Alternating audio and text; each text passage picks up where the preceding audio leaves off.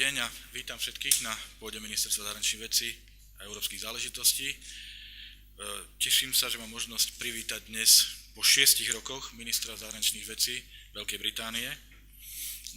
Naše rokovanie alebo jeho návšteva má dva rozmery. Ten prvý je bilaterálny, stretol sa s predsedom vlády a mali sme práve bilaterálne rokovanie a po tejto tlačovej konferencii budeme pokračovať spoločným stretnutím, pracovným obedom za účasti našich kolegov z Vyšehradskej štvorky. Takže vnímam túto návštevu ako potvrdenie kvality našich vzájomných vzťahov, ale tiež aj ako potvrdenie silnejúceho významu spolupráce vo formáte V4+. Je to vlastne prvé ministerské stretnutie vo formáte V4+ s Veľkou Britániou.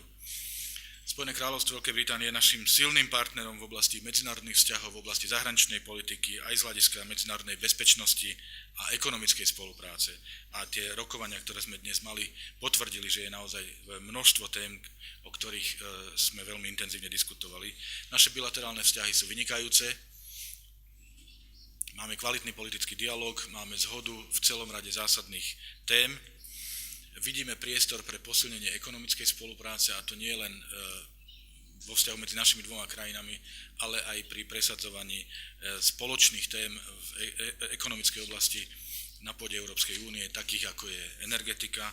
Hovorili sme aj o takej tej špecifickej téme našich bilaterálnych vzťahov, a to je spolupráca v sociálnej oblasti. Samozrejme, veľká časť pozornosti bola venovaná otázkam Európskej únie, formovania novej Európskej komisie, očakávanie od Európskej únie do budúcna. Zhodli sme sa v tom, že našim spoločným cieľom by mala byť Európska únia, ktorá je lepšia, ktorá je efektívnejšia, ktorá je pružnejšia, ktorá je transparentnejšia. Je treba pochopiteľne reformovať Európsku úniu, pričom je dôležité, aby toto úsilie bolo našim spoločným úsilím všetkých 28 členských štátov Európskej únie. No a samozrejme hovorili sme aj o témach, ktoré sú otázkami globálnej politiky a ktoré sú výzvou pre nás všetkých, to znamená vývoj na Ukrajine, vzťahy s Ruskou federáciou, situácia v Iraku, v Sýrii, ale aj spoločný boj proti hrozbe eboli, kde Spojené kráľovstvo je lídrom nášho spoločného úsilia, ale kde Slovenská republika takisto konkrétne prispieva k boju s týmto vírusom a s týmto zlom. Takže tých tém je naozaj veľa. Chcem poďakovať môjmu kolegovi za veľmi konkrétny, veľmi produktívny rozhovor, ktorý sme mali, a teším sa na jeho pokračovanie aj za účasti našich kolegov z Vyšehradskej štvorky. Ďakujem pekne. Ďakujem. Minister Hammond, please, the floor is yours. Well, thank you. I'm delighted to be in Bratislava today, and I'm grateful to Foreign Minister Lajčák for the bilateral discussion that we've had and the meeting that I had earlier with the Prime Minister. And I'm also grateful to the Vyšehrad group for accommodating this meeting between the UK and the Vyšehrad for a very useful forum, and one that I hope we will be able to use in the future as well to coordinate our positions. As Minister Lajčák has already said, and as you would expect, we've discussed many of the big foreign policy issues that confront us today. We've talked in particular about the challenge of rising to and responding to renewed Russian-backed aggression in Ukraine and Russia's more aggressive stance generally against the European Union, how we deal with that. We've talked about our support for the Ukrainian people's decisions, shown very clearly in the result of the elections last week, that they want to be a European-facing country in the future. We've also talked about how we can help and support the Ukrainians in the reforms, sometimes difficult and painful reforms, that they will have to make as they modernize their economy to move it towards European standards. We talked, as the Minister said, about ISIL and the threat that it represents, not just to the US, the UK, the Gulf region, but to all European countries. ISIL believes that all Westerners are equally bad, and it challenges and threatens all of us, and we need to respond together, standing together in support of the government of Iraq as it pushes back ISIL and then dealing with the threat that ISIL represents in Syria as well. And we're very pleased with the level of coalition support for this agenda. And we touched on the Ebola epidemic in West Africa, which is an urgent challenge to all of us. The disease is replicating at an alarming rate, and we have to respond now. We don't have time to wait and consider the options for action. We need to respond now. The UK is leading in the response in Sierra Leone. We have 750 military personnel in the country and many hundreds of civilians, and we're encouraging our EU partners to support that effort with financial resources, but also with medical and nursing staff who we can fit in to our existing facilities within Sierra Leone.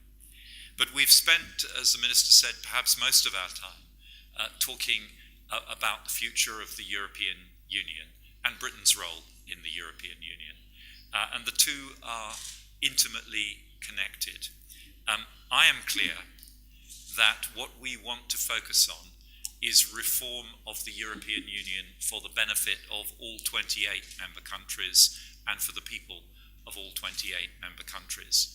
Making sure that going forward we have a European Union which can be competitive in the global economy, which can generate the jobs, the economic growth and the economic stability that our voters across the European Union really care about. And also that we make the European Union properly accountable to those voters. We saw in the last European elections how disconnected the electorate has become from the European institutions. In Slovakia, with a turnout of only 13%, that disconnection was manifested very clearly. We believe that a bigger role for national parliaments in oversight of the operation of the European Union is the way to reconnect the European Union with its electorate and to give democratic credibility to the institutions of the European Union. So we look forward to working with like-minded partners over the next couple of years as we develop our agenda for reform of the European Union to make it more competitive, more outward-looking, more jobs and growth orientated, and more accountable to its people.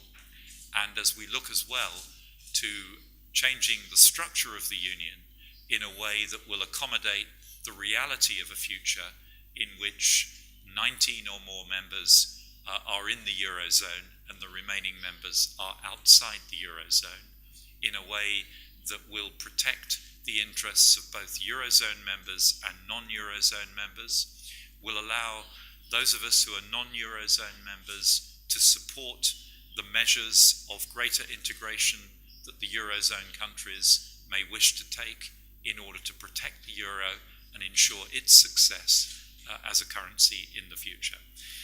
In conclusion, can I say that this visit today is part of a series of meetings that I have embarked upon across the European Union, meeting the leaders of different nations in the European Union to explain Britain's agenda in these forthcoming discussions about reform of the European Union, to emphasize that we want to work with our partners for reform that will benefit all of the member states of the European Union, and to demonstrate how some parts of the agenda which 5 or 6 years ago may have seemed like strange British ideas are now becoming mainstream across the European Union as we look to a future in which that union is more accountable and more competitive going forward. And I'm confident that by working together we will achieve a European Union